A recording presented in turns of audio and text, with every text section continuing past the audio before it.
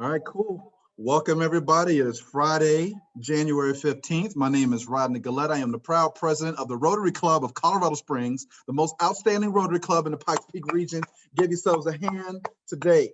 Yes, it's a great day today. We got some great people in the house with us today, visitors and guests. Thank you for hanging out with us. You will soon find out why we are the greatest. But first, I would like to introduce somebody really, really cool to our group today for our words of inspiration. I have with us today Dr. Sylvia Whitlock. As you all know, women weren't always allowed to be part of Rotary. Always allowed. Isn't that weird saying that in 2021? My son thinks it's weird. He's screaming in the background. But I tell you folks, in 1987, the rule was passed, and is a greater organization because we have our ladies with us.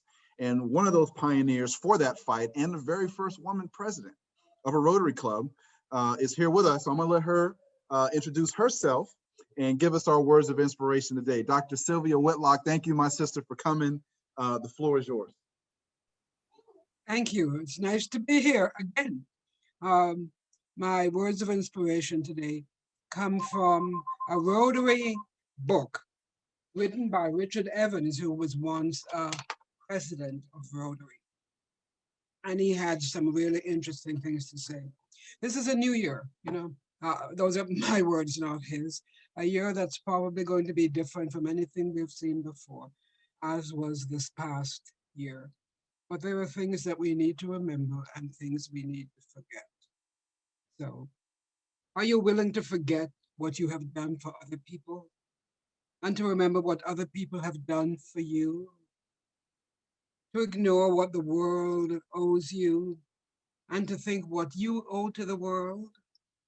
To put your rights in the background and your duties in the middle distance and your chances to do a little more than your duty in the foreground? To see that your fellow men are just as real as you are, and try to look behind their faces to their hearts, hungry for joy, to own that probably the only good reason for your existence is not what you're going to get out of life, but what you are going to give to life. To close your book of complaints against the management of the universe, and to look around you for a place where you can sow two seeds of happiness. Are you willing to do these things for even a day? Then you're ready to go into the year. Are you willing to stoop down and consider the needs and the desires of little children? To remember the weakness and loneliness of people who are growing old? To stop asking how much your friends love you and ask yourself whether you love them enough? Bear in mind the things that other people have to bear on their hearts. Try to understand what those who live in the same house with you really want without wanting them to tell you. Trim your lamp so that it will give more light and less smoke, and carry it in front so that your shadow will fall behind you. Make a grave for your ugly thoughts and a garden for your kindly feelings with the gate open. Are you willing to do these things even for a day? Are you willing to believe that love is the strongest thing in the world, stronger than hate, stronger than evil, stronger than death, and that the blessed life which began so many years ago is the image and brightness of eternal life? Then you can observe the new year. And if you can keep it for a day, why not always? But you can never keep it alone. Thank you. That was good. That was good. That was powerful. Thank you, Sister Whitlock. I appreciate that. And thank you for all the work you've done. And it definitely, those are definitely words for us to reflect on.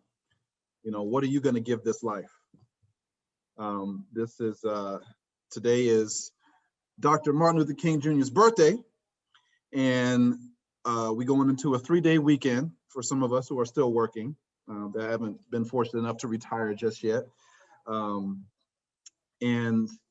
There is a song that I think is appropriate for me to share with you all today. The song is called Lift Every Voice and Sing. It was publicly performed first as a poem as part of the celebration of Abraham Lincoln's birthday by James Weldon Johnson's brother, John, in 1919. The NAACP dubbed it the Negro National Anthem for its power in voicing a cry for liberation, affirmation for the African American people. Definitely a rallying cry during the civil rights movement of the 60s. And I would like to share this rendition of the song with you today. Stand by.